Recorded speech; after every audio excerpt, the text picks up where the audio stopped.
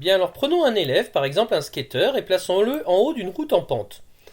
Alors évidemment, dans la vraie vie, il ne se passerait pas ce que je vois là, il ne resterait pas en haut de la pente. Dans la vraie vie, mon skateur, il descendrait la pente,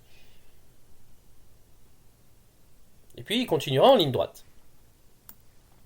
Alors, si je veux analyser ça d'un point de vue de l'énergie cinétique, en haut de la pente, sa vitesse c'est 0, donc son énergie cinétique c'est 0, et au fur et à mesure qu'il descend la pente, il est en train de gagner de la vitesse, et arrivé en bas, il arrive à une vitesse maximale, et donc il a gagné de la vitesse, il a gagné de l'énergie cinétique pendant toute sa descente, et arrivé en bas, il a une énergie cinétique assez grande parce qu'il a une grande vitesse. Bien. D'un point de vue de l'énergie cinétique, l'histoire est assez simple. Tout ça c'est très très simple. Depuis la en cinquième, quatrième, on a cessé de répéter qu'il y avait une conservation de l'énergie, que l'énergie, je ne pouvais ni la fabriquer, ni la créer, je peux uniquement la transmettre d'un corps à un autre, ou éventuellement la transformer d'une forme d'énergie en une autre.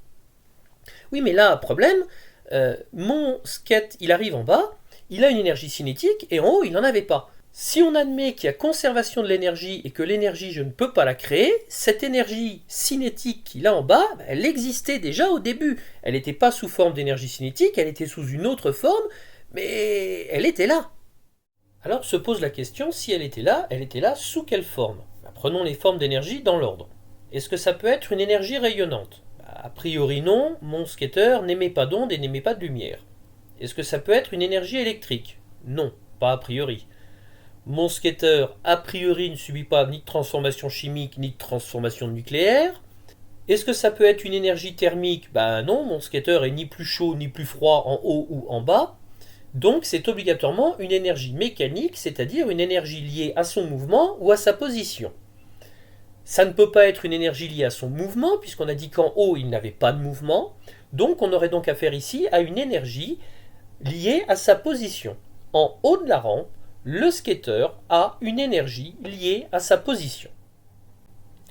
Alors cette énergie, elle serait due à quoi? On a dit à son mouvement ou à sa position.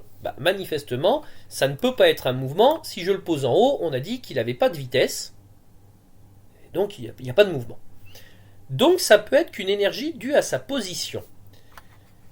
Quelle est la différence dans sa position entre le bas de la pente et le haut de la pente?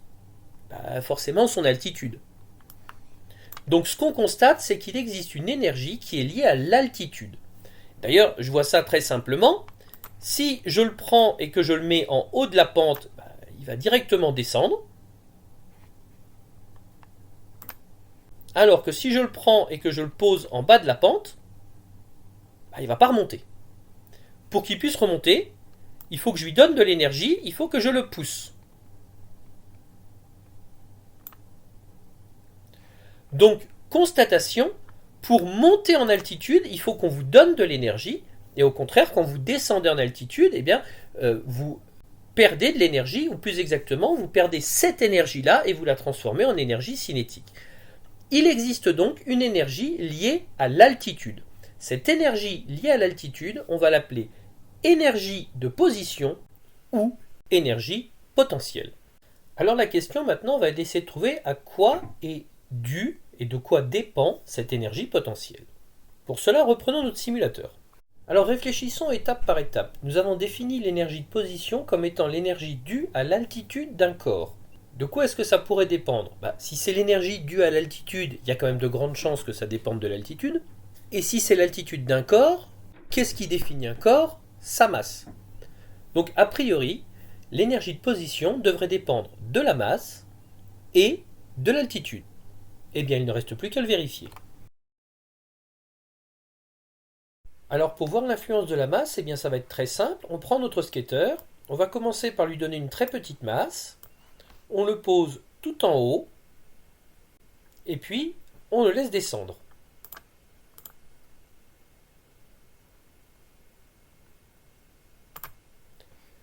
Et on constate qu'il arrive en bas avec une vitesse de 5,5. On ne connaît pas l'unité, on imagine que ce sont des mètres par seconde. Donc il arrive en bas avec une vitesse de 5,5. Donnons-lui maintenant une très grande masse et refaisons exactement la même expérience. Je le pose au même endroit, tout en haut, et je le laisse descendre.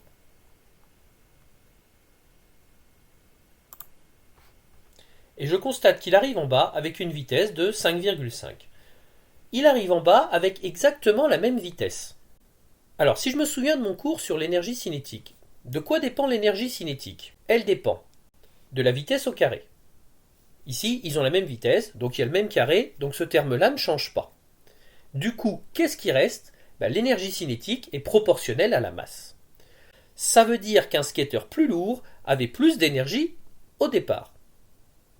Donc, l'énergie de position, a priori, est proportionnelle à la masse. Si la masse augmente, l'énergie de position augmente pour la même altitude.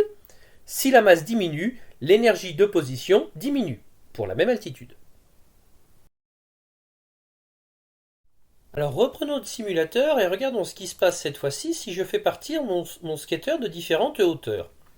Déjà, si je le fais partir du plus bas, il part pas. Sa vitesse reste à 0. Donc s'il part sans altitude, il n'a pas d'énergie de position et donc il ne peut pas avoir d'énergie cinétique. Si maintenant je le monte un petit peu, mettons qu'on le lâche d'ici,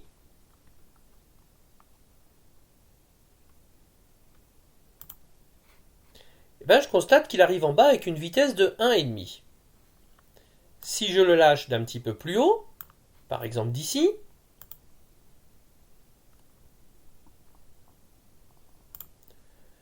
je trouve qu'il arrive avec une vitesse de 1, 2, 3,5. Et puis si je le lâche encore plus haut,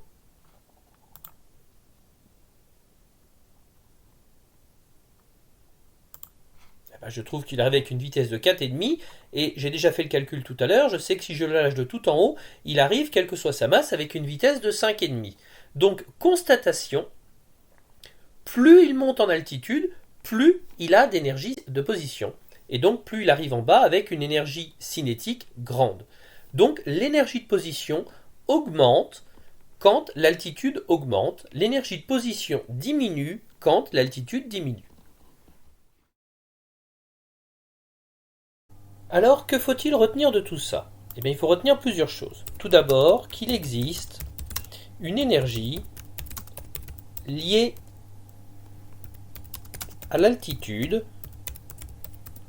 que l'on va appeler énergie de position.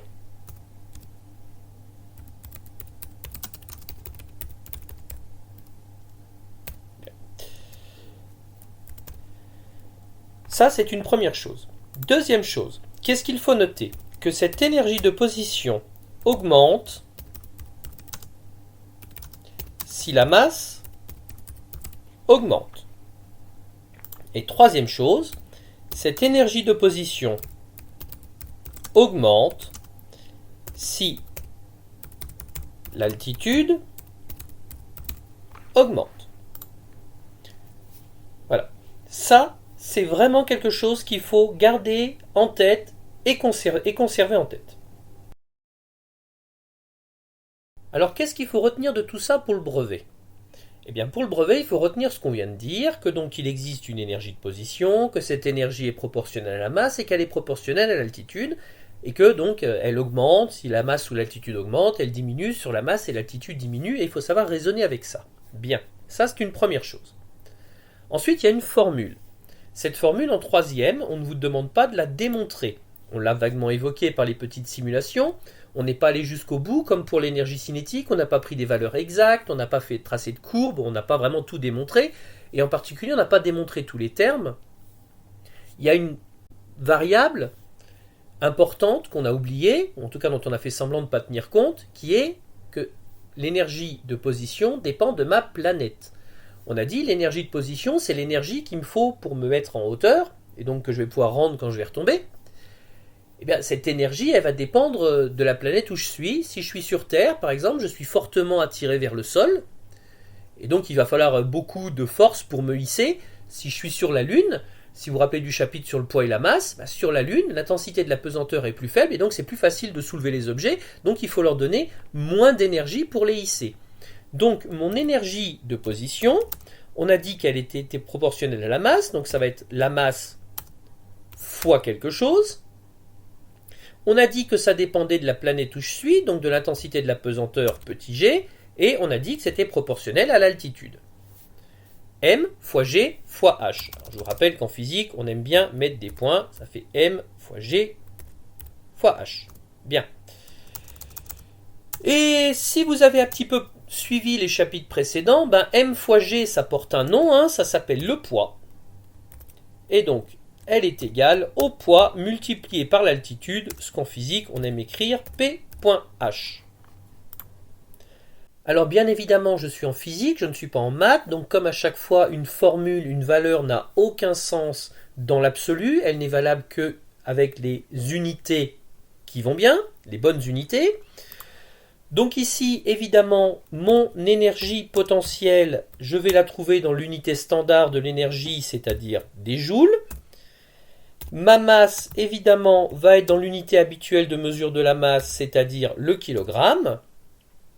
Petit g, évidemment, l'intensité de la pesanteur, c'est en newton par kilogramme.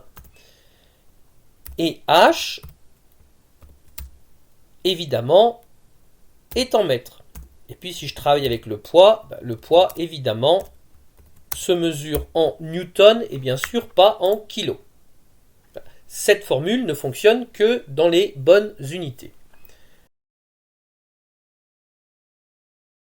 Alors je le répète encore une fois, cette formule n'est pas à connaître. Pour le brevet, on peut vous demander de l'appliquer, c'est-à-dire qu'on vous donnera la formule, on vous donnera les valeurs, et ce qu'on attendra de vous, c'est juste que vous soyez capable de l'appliquer, c'est-à-dire de faire le calcul en utilisant correctement votre calculatrice et en pensant à vous mettre dans les bonnes unités. C'est-à-dire qu'on pourrait vous donner une masse en tonnes, ou une hauteur en kilomètres ou en centimètres, question un petit peu piège, et vous demander de calculer l'énergie de position, il faudrait penser à se mettre dans la bonne unité. Et puis penser que son énergie arriverait en joules.